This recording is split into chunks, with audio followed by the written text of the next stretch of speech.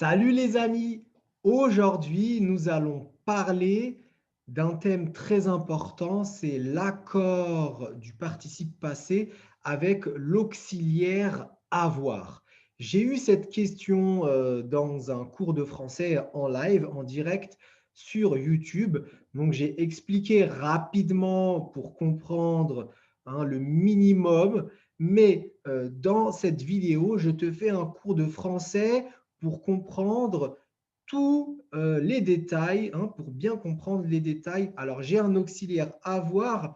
Est-ce que j'accorde avec le participe passé? Alors, je vais vous faire un cours aujourd'hui parce que c'est un thème un peu compliqué. Il y a des exceptions que tu dois connaître. Mais avant tout, je t'invite à cliquer sur s'abonner et surtout mettre des likes, c'est très important, mais des j'aime. Et tu sais, quand tu t'abonnes, très important, active la cloche pour recevoir mes cours de français en direct et progresser. Alors, je partage mon écran. Voilà, on commence l'accord du participe passé avec l'auxiliaire avoir. Alors, ce cours de français sera en 3 parties. La première partie, donc, est-ce que le participe passé s'accorde avec l'auxiliaire avoir? Oui ou non? Nous allons voir rapidement, nous allons répondre à cette question rapidement. Ensuite, nous rentrons dans les détails quand, comment et pourquoi. C'est très important de comprendre le pourquoi. Ensuite, on va s'entraîner avec des exercices, avec les solutions et les explications tout simplement de certaines problématiques. Si tu as des problèmes, tu me dis tout ça dans les commentaires. Tu as des questions? Les commentaires sont là. Alors, non, en règle générale, il n'y a pas d'accord avec le participe passé quand on utilise l'auxiliaire avoir. Je vous donne quelques exemples. Nous avons fini le travail. Alors, nous sommes plusieurs personnes, nous avons fini le travail. Mais fini, le participe passé du verbe finir reste comme ça, pas de S, pas d'accord. Elles ont mangé ensemble. Elles, ce sont donc des femmes, elles sont plusieurs et elles ont mangé. Manger reste E, accent aigu à la fin, pas de E, pas de S, pas d'accord. Et là, justement, contrairement à l'auxiliaire être, et lui, il s'accorde en genre et en nombre avec son participe passé. Donc, ils sont partis ensemble, ils sont partis ensemble. On peut même l'entendre ici. Donc, partie, un S, ce sont des hommes, ils sont plusieurs, partis avec un S. Elles sont rentrées en bus, ce sont donc des femmes, elles sont plusieurs, elles sont rentrées donc comment? En bus, donc ES. Ça, c'est avec l'auxiliaire être. Donc, l'auxiliaire être, c'est un peu plus facile parce que l'on sait qu'il s'accorde donc toujours avec le participe. Par contre, avec l'auxiliaire avoir, c'est un peu différent. Donc, en règle générale, on a dit non, mais parfois oui, et on va voir tout ça avec un peu plus de détails, mais c'est là que tout commence. Donc, aujourd'hui, je t'explique aussi c'est quoi le COD, c'est quoi le COI, comment cela fonctionne. On va voir plein de choses dans ce cours de français, donc reste bien jusqu'à la fin car c'est à la fin que je donne les explications les plus importantes. Alors, le COD, je te l'ai mis ici en rouge, donc c'est le complément d'objet direct. Tu as sûrement déjà entendu parler du COD, du COI, etc. Donc, le COD ici, c'est le complément qui arrive, donc c'est le complément d'objet qui arrive après le verbe et il est direct. On se pose la question quoi ou qui. Par exemple, ici, il a mangé une pomme. Donc, il a mangé quoi? Il a mangé une pomme. Et c'est direct. On n'a pas de préposition, on n'a rien entre le verbe et l'objet. D'accord? Il a mangé une pomme.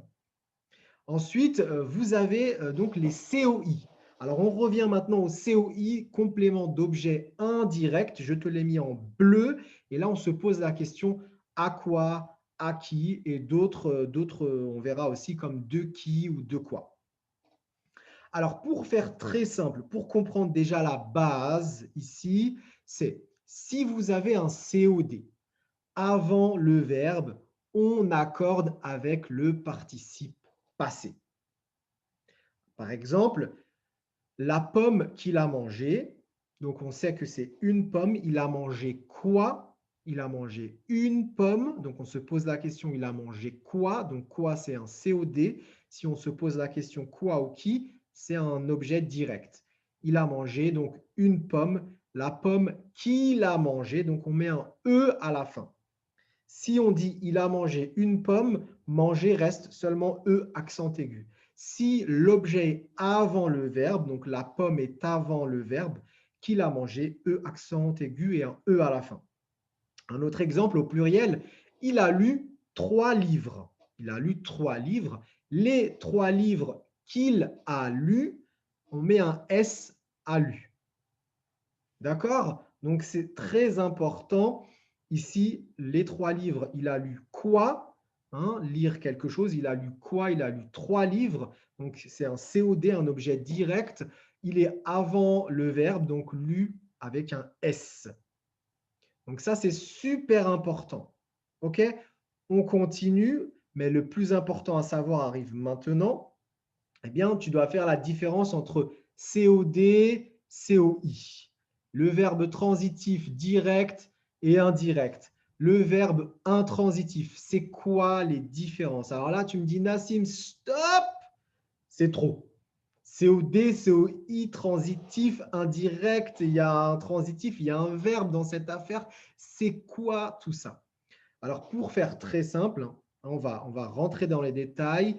Accroche-toi, prends des notes si tu veux, du papier, un stylo, un crayon ou sur ton ordinateur. On va rentrer dans les détails. On a dit, si le COD est avant le verbe, il s'accorde avec le participe passé. Si c'est un COI, il ne s'accorde pas avec le participe. Et là, on va voir avec des exemples. Ensuite, on va voir c'est quoi transitif, intransitif, direct, indirect, etc. On y va. Alors, je t'ai mis ici comme des tableaux, donc un tableau avec 4 parties et des exemples. Donc, le COD, je me pose la question quoi ou qui. Je mange une pomme, donc c'est direct. Je mange quoi? Il n'y a rien entre mange et l'objet, une pomme, c'est direct. Qu'est-ce que je mange? Une pomme. Autre exemple, Amadou attend Jean. Donc, Amadou attend qui? Il attend Jean. D'accord? Donc, c'est direct. Qui? Ensuite, ici, nous avons le COI, le complément d'objet indirect. D'accord? Je me pose ici la question de à qui? À quoi? Donc, à, de, pour, en, vers, par, ce sont des prépositions. D'accord? Et ces prépositions, quand elles arrivent après le verbe, eh bien, tu sais que c'est un COI. Par exemple, cette voiture est à Sonia.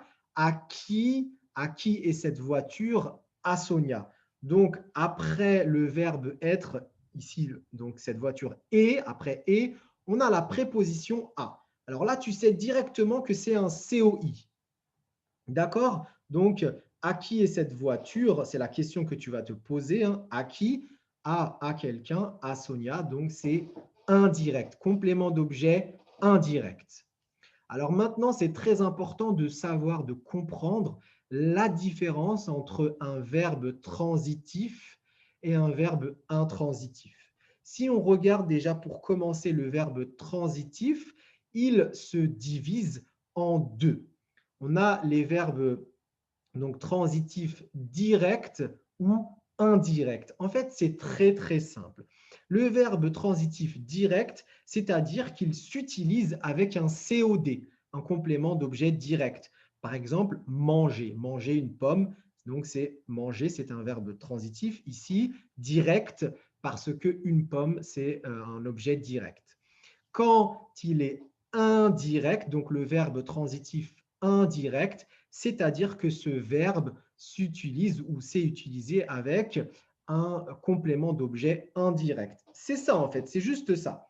Et donc là, tu as souvent la préposition à, de, pour, en, vers, par, etc. Et là, tu sais, c'est un COI, on se pose la question à qui, à quoi, de quoi, etc. Donc, ici, je t'ai même mis en rouge tout en bas, COD, c'est qui, c'est quoi. C'est la seule question que tu te poses. OK?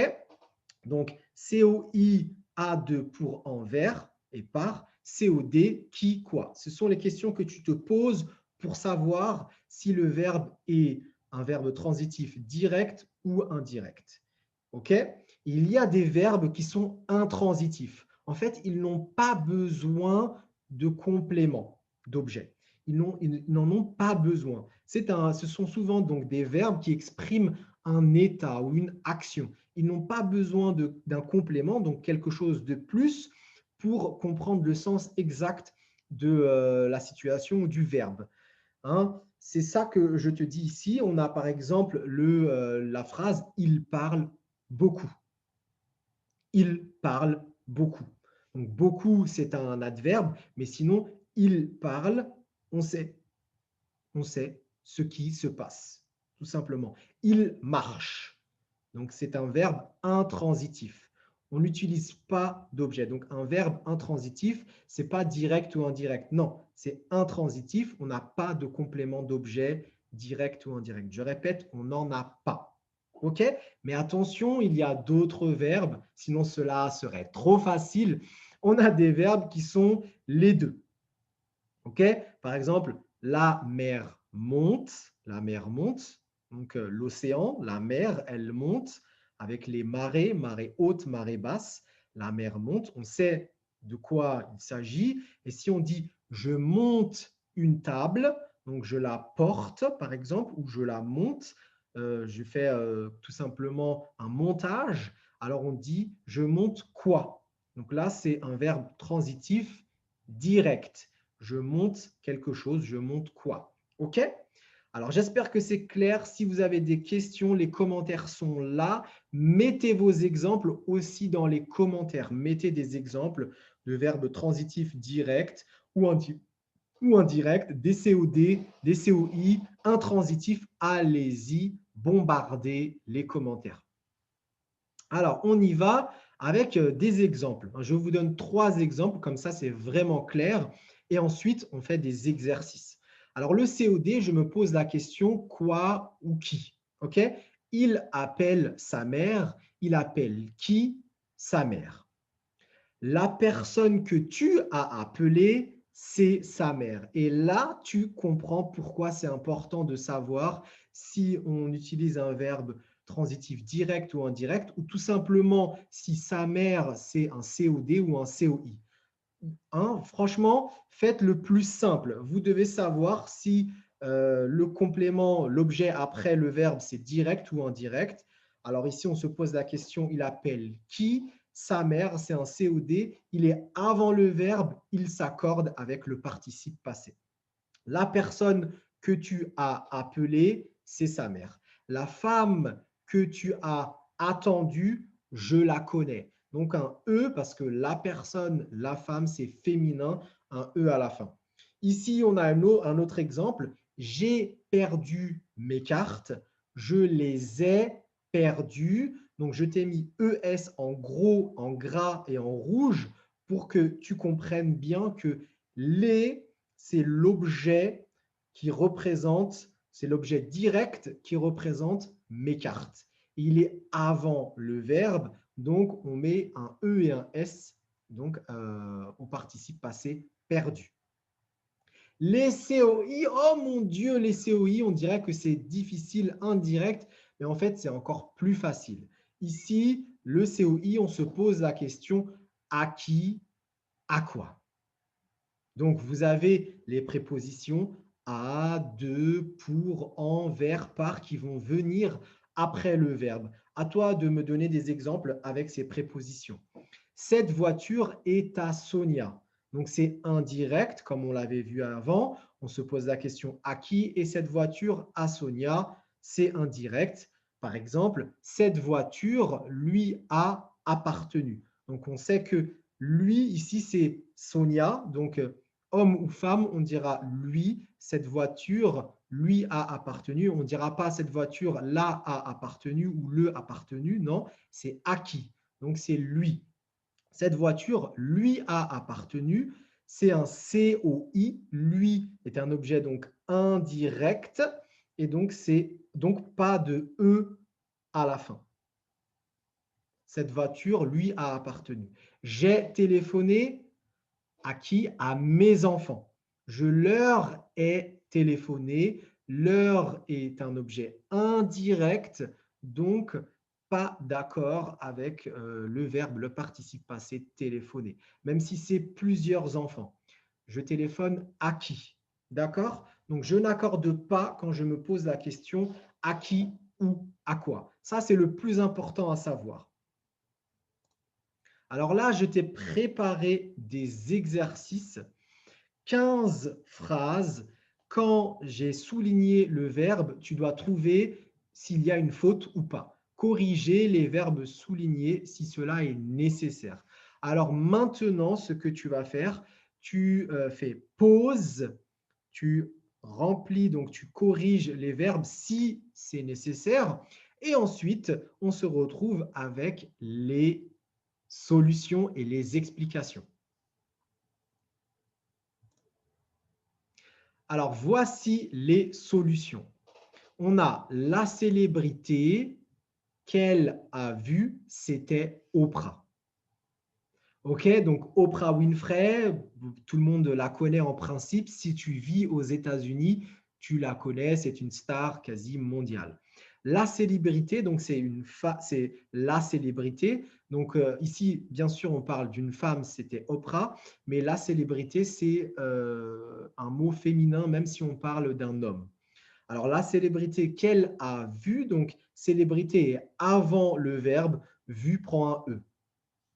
Les cadeaux que j'ai reçus sont arrivés par la poste. Alors, les cadeaux, on en a plusieurs. Donc, il y a un X. Ce sont les cadeaux, le pluriel. J'ai reçu quoi? Les cadeaux. On met un S à reçu. Sont arrivés. Alors là, c'est un S. C'est quoi qui a… Donc là, on ne se pose même pas la question, c'est quoi qui est arrivé? On a l'auxiliaire être avant. Donc, arriver prend un S automatiquement. La femme à qui il a parlé, c'était sa mère. Attention, la femme à qui, on ne dira pas la femme à qui il a parlé, non, à qui. La femme à qui il a parlé, c'était sa mère. Il a parlé à qui? Il a parlé à sa mère. Attention ici, c'est indirect. La femme à qui il a parlé, c'était sa femme, pas sa mère. Parler reste sans eux, reste comme ça, il ne bouge pas. Ensuite, on avait les fruits que vous avez cueillis. Donc, cueillir un fruit, c'est le prendre, prendre un fruit. Les fruits que vous avez cueillis. Donc, cueillir, ici, prend un S parce que vous avez cueilli quoi? Les fruits. La chaise que tu as réparée. Attention, la chaise que tu as réparée. Alors ici, on a un E. Tu as réparé quoi? La chaise que tu as réparée, je l'avais achetée au marché. La chaise que tu as réparée, E, accent aigu et un E, tu as réparé quoi? Une chaise ou la chaise. Je l'avais achetée au marché. J'avais acheté quoi? La chaise. Donc, L apostrophe représente la chaise. Donc, c'est direct. J'ai acheté quoi? C'est avant le verbe. On continue. La caisse que nous devions porter était au deuxième étage. Alors, la caisse, c'est féminin, ok, que nous devions porter. Attention, ici, il y avait un piège. Porter, c'est un verbe qui reste ici à l'infinitif, pas de E accent aigu. Même si la caisse, j'ai porté quoi? Eh bien, c'est avant le verbe. Pourquoi? Parce que ici, on a devoir, le verbe devoir. hein, la caisse que nous devions porter. Tu peux remplacer le verbe porter par un verbe du troisième groupe, par exemple offrir ou vendre. La caisse que nous devions offrir, la caisse que nous devions vendre, eh bien, tu remarques ici que c'est à l'infinitif. On ne pourra pas dire la caisse que nous devions vendue ou la caisse que nous devions offert. Tu vois que cela ne marche pas. Comme ça, tu peux comprendre si tu dois mettre un verbe à l'infinitif ou pas. Ensuite, tu as numéro 7, les vêtements qu'elle a salis. Les vêtements qu'elle a salis. Donc, c'est quoi qu'elle a sali? Ce sont des vêtements, un S a sali. D'accord? Si on disait elle a sali des vêtements, là, attention, sali ne prend pas d'S. C'est seulement parce qu'il est avant le verbe. Comme ici, l'énergie qu'il m'a donnée, c'est une énergie. Hein, on n'a pas une énergie, ici c'est l'énergie, donc c'était aussi un piège. L'énergie qu'il m'a donnée, il m'a donné quoi? L'énergie, une énergie. Les accords qu'ils ont signés sont très importants. C'est quoi qui est important? C'est quoi qu'ils ont signé? Pardon, ce sont des accords. Donc, un S. Cette femme, je l'ai aimée. Donc, si je dis j'ai aimé cette femme, pas de E à la fin, E accent aigu suffira. Mais si L apostrophe qui correspond donc à cette femme, on connaît le contexte, eh bien, E à la fin de j'ai, je l'ai aimé. D'accord? Les films d'horreur que tu as choisis, je les ai détestés. Alors là, deux verbes dans une phrase. Les films d'horreur, donc tu vois, horreur ne prend pas de S. Donc les films qui font peur, les films d'horreur que tu as choisis. Tu as choisi quoi? Les films d'horreur. J'ai détesté quoi? Les représentent les films. Je les ai détestés, un S à la fin. Okay? Les films qui ont gagné un prix, gagné reste comme ça, il ne bouge pas, E accent aigu. Donc avant, je vous avais mis un ER et c'était à vous de choisir hein, s'il reste comme ça ou pas. Donc E accent aigu, les films qui ont gagné un prix. Donc qui ici, c'est un pronom relatif. Donc il représente les films. Les films. Donc c'est un qui, c'est comme un sujet en fait ici, d'accord? Donc c'est quoi on dit ici, les films ont gagné. Donc, qui, là après, on n'accorde pas. Attention, l'appartement que tu as acheté, donc l'appartement, c'est masculin ou féminin? Attention, un appartement. Un mot qui se termine par ENT, c'est toujours masculin. Un appartement, l'appartement que tu as acheté, E accent aigu, reste normal. J'ai parlé à mes frères et sœurs, je leur ai parlé.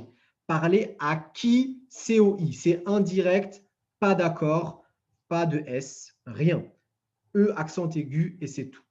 Fatima a téléphoné à une amie, elle lui a téléphoné. Donc là, c'est clair, elle a téléphoné à qui? À lui. Lui représente une amie. Donc, comme on a dit dans le cours, lui, téléphoner à, on ne dira pas elle l'a a téléphoné, non, elle lui a téléphoné. Lui est donc un objet indirect. Il représente une amie. À une amie, elle a téléphoné à une amie. OK? Voilà mes amis, mettez des likes si c'était cool, si c'était bien, si cela a été utile. Surtout, abonnez-vous, c'est très important de cliquer sur s'abonner et aussi d'activer la cloche. On se dit à la prochaine vidéo, portez-vous bien et au revoir.